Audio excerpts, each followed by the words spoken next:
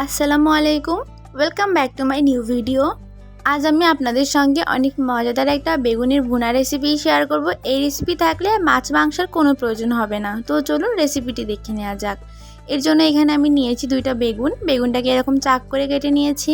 কেটে খুব ভালো করে পরিষ্কার করে ধুয়ে নিয়েছি। এখন এর মধ্যে দিব পরিমাণ মতো লবণ, সামান্য একটু হলুদের গুঁড়া আর দিব সামান্য একটু শুকনা মরিচের গুঁড়া। এখন এই সবগুলো উপকরণকে খুব ভালো করে মিশিয়ে নিব। হলুদ, লবণ, মরিচ খুব ভালো করে মেশানো হয়ে গেলে এখন এর মধ্যে দিব 2 চা চামচ কর্নফ্লাওয়ার। চাইলে কর্নফ্লাওয়ারের বদলে আটা, চালের গুঁড়া অথবা বেসন ব্যবহার করতে পারেন, তবে কর্নফ্লাওয়ারটা ব্যবহার করলে বেগুনের তেলটা কম চুষে নিবে। কর্নফ্লাওয়ারটাকে খুব ভালো করে মিশিয়ে নেওয়া হয়ে গেলে এখন এগুলোকে ভেজে নিব। এর জন্য আগে একটা প্যানে তেল গরম করে নিয়েছি, তার মধ্যে বেগুনগুলো দিয়ে খুব ভালো করে ভেজে নিব।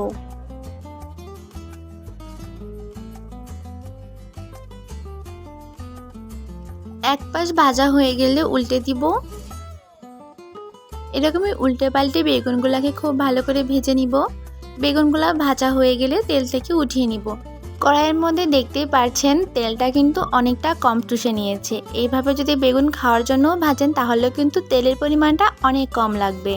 এখন এই বেগুন ভাজা সেম তেলে রান্না করব। এর মধ্যে দিয়েছি হাফ চা চামচ জিরা, 2টা এলাচ, 2টা দারচিনি আর ছোট 2টা তেজপাতা। সাথে দিব হাফ কাপের মতো পেঁয়াজ বাটা। পেঁয়াজ বাটাটাকে আগে একটু ভেজে নিব। এখন এর মধ্যে দিব 1 টেবিল চামচ আদা রসুন বাটা। দিয়ে আদা রসুনের কাঁচা গন্ধ চলে যাওয়া পর্যন্ত এগুলোকে ভেজে নিব।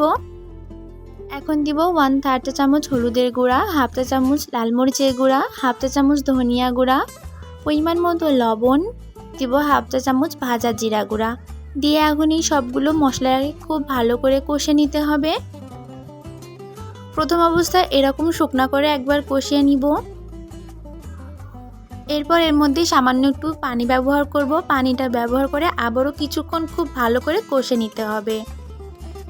আবারও এরকম শুকনা করে কষিয়ে নিয়েছি। এখন হাফ কাপের একটু বেশি পরিমাণ পানি দিব এর মধ্যে।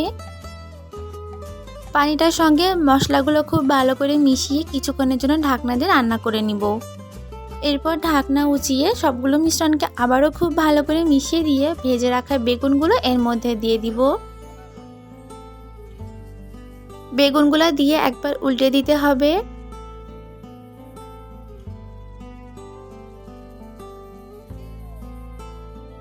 এখন কিছু কাঁচামরিচ দিয়ে দিব এর উপরে।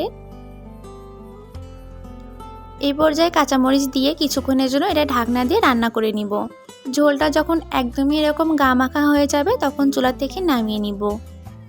এই একটা রেসিপি থাকলে ডিম, মাছ, মাংস কোনো কিছুরই প্রয়োজন হবে না, খেতে এতটাই দুর্দান্ত। আশা করি আমার আজকের রেসিপিটি আপনাদের কাছে ভালো লেগেছে। দেখা হবে নতুন আরেকটি ভিডিওতে। আল্লাহ হাফেজ।